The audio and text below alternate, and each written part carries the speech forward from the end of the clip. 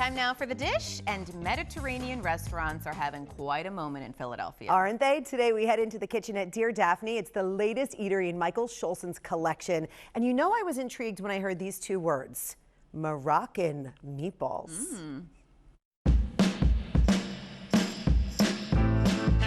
You're making Moroccan meatballs. Yes. This is a meatball I've never met before. This is something completely different that we kind of worked on. Dear Daphni is a new restaurant at the base level of the Laurel high-rise at 20th and Sansom Streets. It's the first Mediterranean restaurant in Michael Schulzen's collective. It's been an ongoing project that we've followed through with fresh ingredients, which is hand in hand with the Mediterranean concept. The menu spans all of the crown jewels of Mediterranean cuisine, from the iconic dips and spreads to kebabs and these Moroccan meatballs, which bring a few cultural twists to your classic ground beef mix. This spice blend is our house-made 7-spice blend.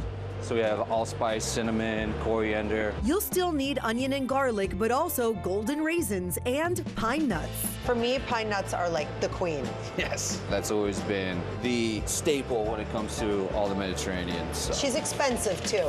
Oh, right? Yeah, she's an definitely expensive nut. And then you have the Holy Trinity, if you would, which is parsley, mint, and cilantro.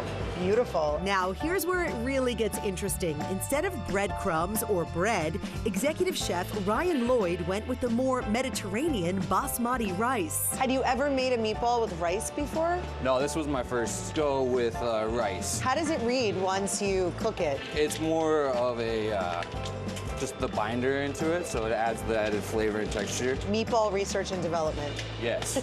Like any meatball, you incorporate it all with egg and we're off. I'm here to roll.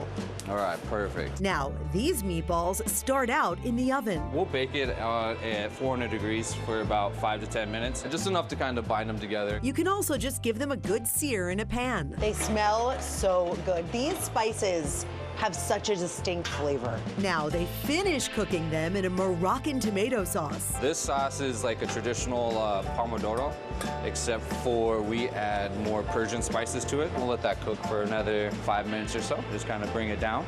Beautiful. And all that sauce is going to absorb into that meatball mix as well. Save some of that sauce for the big finish. Can't skip on the gravy, right? Never. And because these are Mediterranean, they finish this dish off with whipped feta. Dear Daphni. Dear Daphni. It's my first Moroccan meatball. Good flavor, right? So good. And the pine nut pops. All comes together. That's a nice meatball. I have a special relationship with pine nuts. I'm not a big pine nut fan, but I would never think of putting raisins inside of a meatball. Yes. But I've never met a meatball that I didn't like. It's true, right? I'm sure this That's is how delicious. I feel. I do have a few more ideas for you. You can bake them all the way through. That would take about 15 to 20 minutes. And you don't have to serve them with a red sauce. You can serve them with dips like tzatziki. How good would that be?